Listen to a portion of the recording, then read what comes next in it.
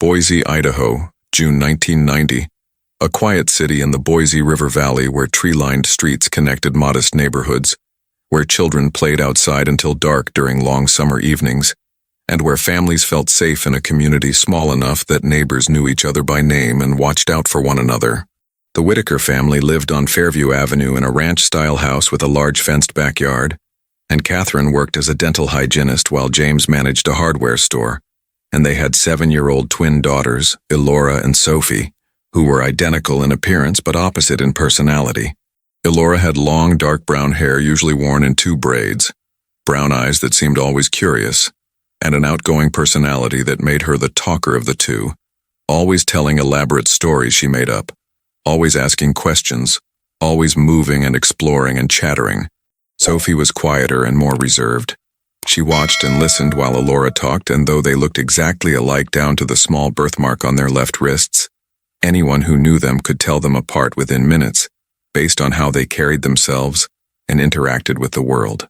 The twins had celebrated their 7th birthday 2 weeks earlier on June 3rd, and Catherine had thrown a party with neighborhood children, and Elora had received a small diary with a lock and key, pink with flowers on the cover, and she had been writing in it every day since, documenting her thoughts in careful 7-year-old handwriting.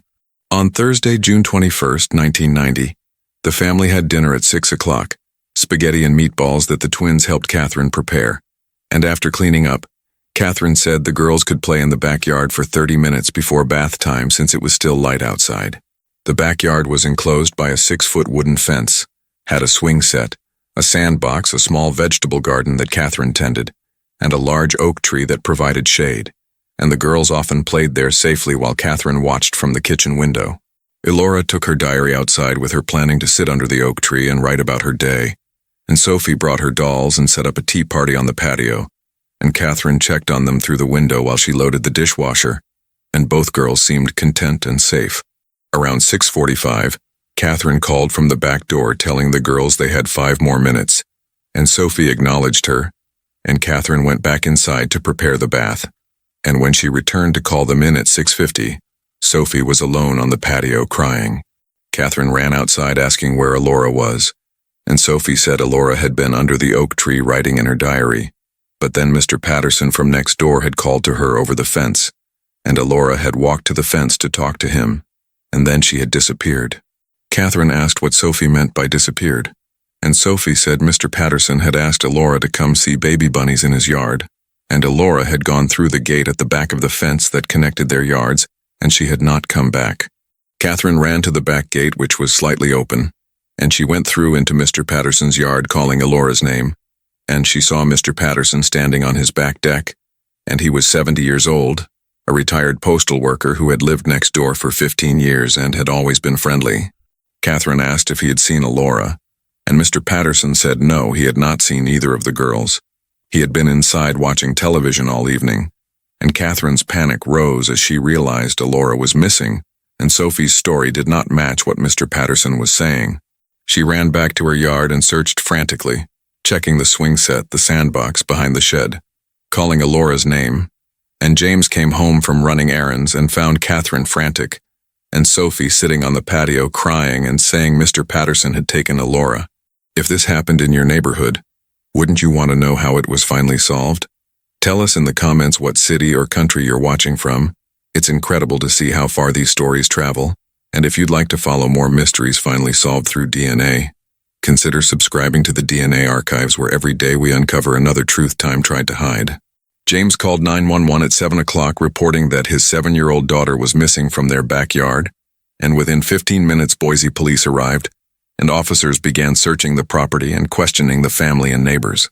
Detective Robert Hayes took lead on the case, and he was 50 years old with 28 years of experience, and he interviewed Sophie asking exactly what she had seen, and Sophie said through tears that Mr. Patterson had called Elora to the fence, had said he had baby bunnies to show her, and Elora had gone into his yard. Hayes interviewed Mr. Patterson, who insisted he had not seen the girls, had been inside all evening, had not called to them or invited them into his yard, and he seemed genuinely confused and concerned about Elora's disappearance.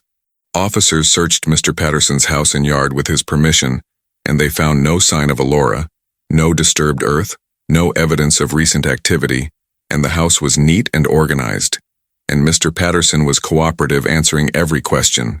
Search dogs were brought in and given Elora's clothing to establish her scent, and they tracked through the Whittaker backyard to the back gate, into Mr. Patterson's yard, and then the scent trail led to his driveway and disappeared at the street as if Elora had gotten into a vehicle. Catherine insisted that Sophie was telling the truth, that her daughter would not make up such a story. But investigators were skeptical because Sophie was 7 years old and might have been confused or might have misunderstood what she saw. The search expanded through the night, with officers canvassing the neighborhood, checking every house and yard within a 4-block radius, asking residents if they had seen Elora or noticed suspicious vehicles, but no one reported seeing anything unusual. Detective Hayes struggled with the conflicting accounts. Sophie insisted Mr. Patterson had taken Elora, but Patterson denied it completely, and without physical evidence or other witnesses, Hayes could not determine who was telling the truth. He questioned whether a 7-year-old could reliably recall events, whether Sophie might have been playing and not paying attention, and invented a story to explain her sister's absence. But Catherine and James insisted Sophie had never lied about important things and would not fabricate such a serious accusation. Mr. Patterson voluntarily took a polygraph test 3 days after Elora disappeared, and the results were inconclusive. The examiner said Patterson showed stress responses, but that could be explained by the accusation itself, by being a suspect in a child's disappearance, and the test did not definitively prove guilt or innocence. His alibi was weak. He said he was home alone watching television. No one could verify his presence inside, and his 1985 Buick sedan had been parked in his driveway that evening, and while investigators searched it thoroughly, they found no evidence of Elora having been inside. Media coverage was intense, with Elora's school photo appearing on news broadcasts throughout Idaho and neighboring states, and the image of the identical twins side by side was particularly striking, showing 2 girls who looked exactly alike, but with one missing and one left behind. Catherine appeared on television holding Elora's diary and begging for her daughter's return, describing Elora's braids and her talkative personality and her habit of writing stories, and she pleaded with anyone who had seen her to come forward. Sophie struggled enormously with guilt and confusion. She knew what she had seen, knew Mr. Patterson had called to Elora, but adults kept questioning her, asking if she was sure, suggesting she might be mistaken, and she began to doubt her own memory. She had nightmares about Elora calling for help, and she refused to go in the backyard anymore, and she developed severe anxiety and required therapy. And Catherine and James tried to balance supporting Sophie while desperately searching for Elora. Weeks turned into months, with massive searches of parks and open spaces around Boise, with volunteers checking the Boise River, with helicopters searching the foothills, but no trace of Elora was found. Not her clothing, not her diary, nothing. Cold cases don't stay alive unless people keep remembering them, so if you want more stories like this, cases that seemed forgotten until DNA brought answers, subscribe to the DNA archives and help these stories stay alive. New investigations and discoveries are shared here every day. The investigation into Mr. Patterson continued for months. Detectives obtained warrants to search his house multiple times. They interviewed his adult children who lived in other states. They reviewed his employment history at the post office, but they found nothing connecting him to Elora's disappearance. Patterson had no criminal record, no history of concerning behavior with children, no complaints from neighbors, and he had lived a quiet life since retiring in 1985, gardening and doing woodworking in his garage, and he seemed genuinely hurt by the accusations. The case went cold by the end of 1990, with Sophie's account remaining the only potential lead. But without corroborating evidence, investigators could not charge Patterson, and he remained a free man living next door to the family whose daughter had vanished.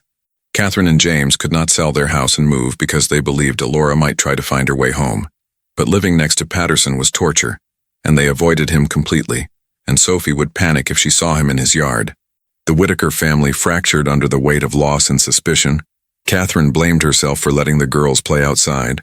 James blamed himself for not being home, and Sophie carried the burden of being the only witness to something adults doubted happened the way she described.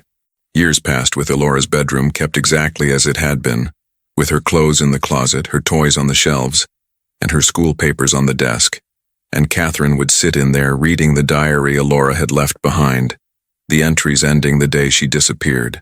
Sophie grew up in the shadow of her missing twin, and people constantly asked about Elora, constantly reminded Sophie of the sister she had lost, and she struggled with identity questions, wondering who she would have been if Elora had not disappeared, if she had not spent her childhood being asked what she remembered. She became a child psychologist as an adult, specializing in trauma and witness testimony, particularly in helping young children process and articulate their experiences, and she never stopped believing what she had seen that June evening, even when others doubted her. Detective Hayes retired in 2012 after 42 years in law enforcement, and Elora's case remained unsolved, the little girl who vanished from her backyard, and he had never been able to definitively prove or disprove Sophie's account of what happened.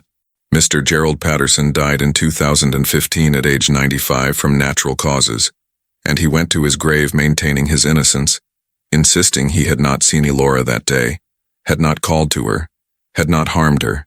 In 2021, Elora's case was assigned to Detective Maria Cordova, who was 37 and specialized in cold cases, and she had read about the twin sisters, about Sophie's account that had never been fully believed, and she wanted to approach the case with fresh perspective.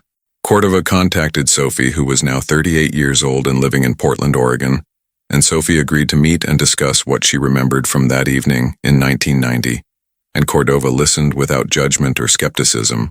Sophie described in detail how she had been playing with dolls on the patio, how she had heard Mr. Patterson's voice calling to Elora, how she had looked up and seen him at the fence gesturing for Elora to come over, how Elora had walked to the back gate with her diary.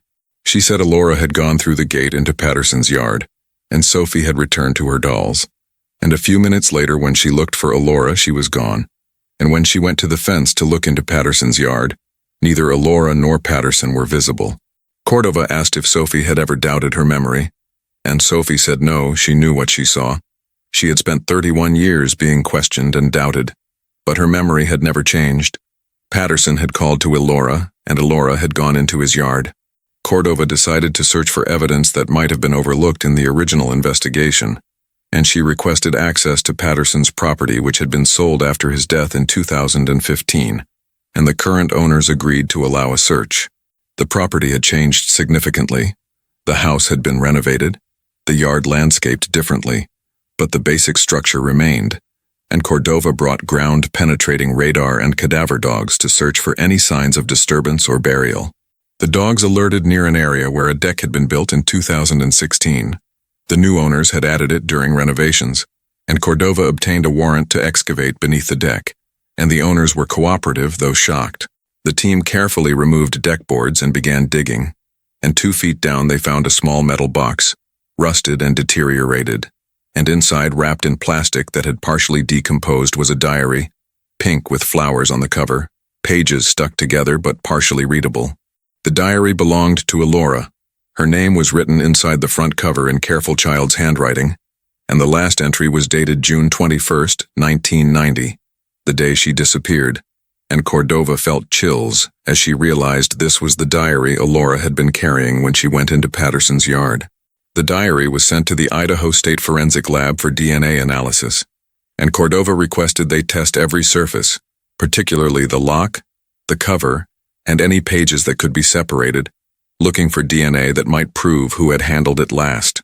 The lab found Elora's DNA throughout the diary as expected, but they also found male DNA on the metal lock and on the back cover, touch DNA from someone who had grabbed or held the diary, and the pattern suggested forceful handling. Cordova had DNA samples from the original investigation, including samples from Mr. Patterson that had been taken during the polygraph examination and stored in evidence, and she requested comparison analysis. The results came back 2 weeks later, and Cordova sat in her office reading the report with her hands shaking. The male DNA on Elora's diary matched Gerald Patterson with a probability exceeding 99.9%. Patterson had definitely handled Elora's diary. This was the physical evidence that had been missing in 1990, proof that Patterson had lied, proof that Elora had been in his possession, proof that Sophie's 7-year-old testimony had been accurate all along. 20 years later, one overlooked fragment changed everything, and that's what we explore here.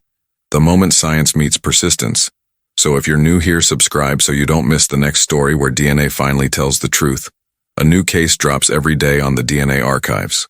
Cordova called Catherine and James Whittaker, who still lived in Boise, though they had finally moved from Fairview Avenue in 2018, and she told them the diary had been found, that Patterson's DNA was on it, that there was finally proof he had taken Elora.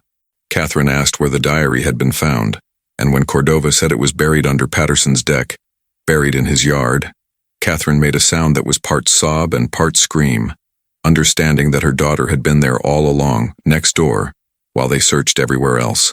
Cordova said she needed to search more thoroughly for Elora's remains, that the diary being buried suggested Patterson might have buried other evidence in his yard, and Catherine said to do whatever was necessary, that they needed to bring Elora home after 33 years.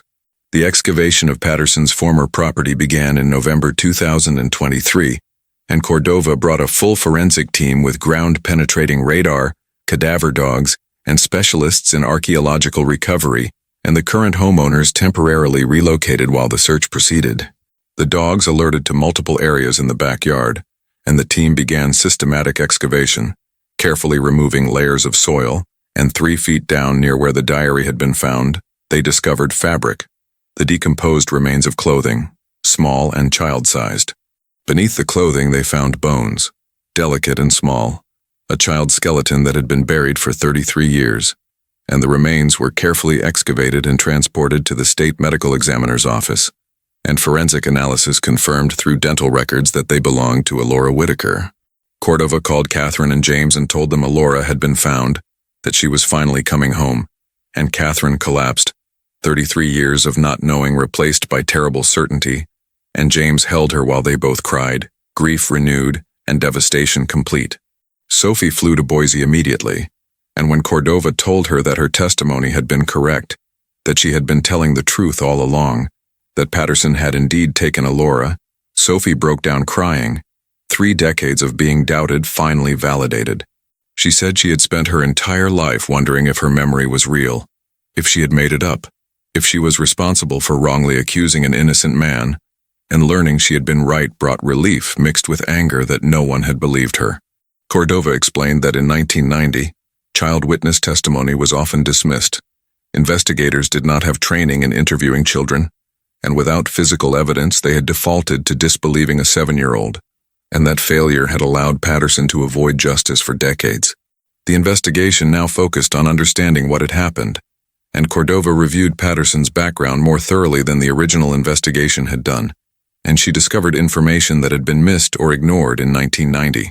Patterson had worked for the U.S. Postal Service from 1952 to 1985, and during that time he had received 2 complaints from customers about him lingering near homes when children were playing. But the complaints had not been formally documented and he had not been disciplined. In 1978, a neighbor had called police reporting that Patterson was watching children at a park through binoculars from his car, but when officers questioned him, he said he was birdwatching, and no charges were filed. His adult children who had been interviewed in 1991 told Cordova now that their father had been emotionally distant and controlling, that they had moved away as soon as possible, and that they had not been surprised when he was accused, though they had hoped it was not true. Based on the evidence, Cordova reconstructed what likely happened on June 21, 1990. Patterson had been watching the Whittaker twins playing in their yard, had called to Elora over the fence using the pretext of baby bunnies, and Elora had trustingly gone into his yard. Patterson had likely grabbed her, taken her diary from her, and brought her into his house or garage where he killed her, probably by suffocation or strangulation based on the lack of trauma to the skeleton, and he had buried her in his backyard that same night. He had then disposed of the diary separately, burying it in a different location, and he had lied to investigators, had passed an inconclusive polygraph, and had lived next door to the grieving family for 25 more years. The discovery sparked outrage in Boise and nationally, that a child predator had successfully evaded justice for decades, that a 7-year-old witness had been disbelieved, that Elora had been buried next door while massive searches covered the entire region. Because Patterson was dead, there would be no trial, no prosecution, no public accounting of his crimes, and the Whittaker family would never get to confront him or hear him admit what he had done. And that lack of closure was another cruelty added to 33 years of pain. The funeral was held in December 2023, 33 years after Elora disappeared, at St. Mary's Catholic Church where the Whittaker family had attended when the twins were young, and the sanctuary was full of people who had searched for Elora and never forgotten her. The casket was small and white, covered in pink roses, and inside beside Elora's remains was the diary that had finally revealed the truth. And Catherine placed her hand on the casket and whispered apologies for not protecting her daughter, for letting her go into the backyard, for not believing danger lived next door. Sophie delivered a eulogy talking about her identical twin, about how they had shared everything, about how losing Elora had shaped her entire life, and she addressed the investigators who had doubted her, saying she forgave them, but hoped they had learned to believe children. James spoke about the 33 years they had waited, about the torture of not knowing, about the neighbor who had smiled and waved while knowing he had buried their daughter in his yard, and his voice broke as he said goodbye to the little girl who never got to grow up. Elora was buried at Morris Hill Cemetery overlooking the Boise River Valley, and her headstone was placed beside a space reserved for Sophie when her time came, reuniting the twins who had been separated for 33 years, and the inscription read, "Elora Rose Whittaker, forever 7, beloved daughter and twin finally home." The grave was covered with flowers, diaries, and stuffed animals, and Catherine and James visited weekly, bringing fresh roses and sitting on the bench nearby talking to Elora about everything she had missed, about Sophie's life, about the grandchildren she would never meet. Sophie struggled with complex emotions in the months following the funeral. Relief that Elora had been found mixed with renewed grief, validation that she had been telling the truth mixed with anger at the system that had failed to believe her, and she worked through these feelings in therapy. She gave interviews about the importance of believing child witnesses, about how proper training in interviewing children could have solved Elora's case in 1990 instead of 33 years later, and she advocated for reforms in how law enforcement handles children's testimony. The Boise Police Department issued a formal apology to Sophie and the Whittaker family, acknowledging that investigators in 1990 had failed to properly credit her account, had not used appropriate child interview techniques, and had allowed bias against child witnesses to override evidence. They implemented new protocols for interviewing child witnesses, requiring specialized training for detectives, recording all interviews, using child psychologists as consultants, and taking children's accounts seriously, while also protecting them from leading questions or trauma. Detective Maria Cordova continued working cold cases, and Elora's case became her most significant achievement, demonstrating that buried evidence could be found decades later, that DNA technology could solve cases investigators thought were unsolvable, and that believing witnesses regardless of age was crucial. The diary that solved the case was preserved in evidence storage and became a teaching tool for forensic students and law enforcement training programs, demonstrating how objects buried for decades could still yield DNA evidence if properly excavated and processed. Catherine and James established the Elora Whittaker Foundation in 2024, dedicated to supporting families of missing children and funding training programs that taught investigators how to work with child witnesses effectively and respectfully. The foundation also funded DNA testing for cold cases and advocated for laws requiring thorough searches of properties belonging to suspects even when physical evidence seemed absent, because Elora had been buried next door the entire time, and investigators had not searched deeply enough. Sophie wrote a memoir published in 2025 titled Seeing Double, A Twin's Journey Through Loss and Vindication, and it detailed her experience being Elora's identical twin, witnessing her disappearance, spending decades being doubted, and finally being proven right. The book became a bestseller and was used in psychology courses teaching about memory, trauma, and the reliability of child witnesses. And Sophie donated all proceeds to the foundation in Elora's name, ensuring her sister's legacy would help other families. James died in 2026 from a heart attack at age 73, and Catherine knew his heart had been broken since 1990, that finding Elora had brought closure, but could not heal the damage of 33 years of grief and uncertainty. He was buried beside Elora at Morris Hill Cemetery, and Catherine visited both graves together, and she talked to them about Sophie and about the foundation, and about how Elora's story was changing how police treated child witnesses across the country. Sophie continued her work as a child psychologist, and she specialized in helping young witnesses prepare for testimony, teaching them that their words mattered, that adults would believe them, and that telling the truth about what they saw was brave and important. She spoke at conferences about Elora's case, about being 7 years old and watching her twin disappear, about knowing the truth but not being believed, about the lifelong impact of that dismissal, and audiences were moved to tears by her story. The story reminds us that time doesn't erase truth, it only delays it. And if stories like this move you, if you want to see more forgotten cases finally solved through DNA and advancing technology, subscribe to the DNA Archives, where new stories are shared every day. It's free and it helps these stories reach more people who still believe in justice after decades of silence.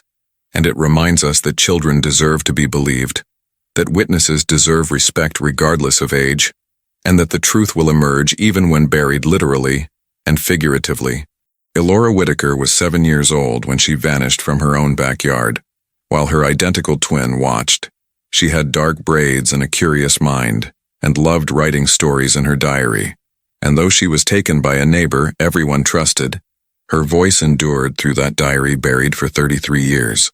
Not as a tragedy alone, but as a catalyst for believing children, as proof that buried evidence can be recovered decades later, as inspiration for never closing cases even when suspects die, and as validation for every child witness who has been doubted or dismissed. Her diary captured more than her killer's DNA. It captured the final moments of a 7-year-old's innocence, and that diary waited 33 years underground until someone thought to search more carefully, proving that Sophie had been right all along, that Patterson had lied, that the truth was buried next door. And in the end, justice came not through prosecution but through vindication, through finally believing the twin who had been telling the truth since she was 7, through bringing Elora home, and through ensuring that her story would teach generations of investigators to listen when children speak, because sometimes the smallest witnesses see the most important truths.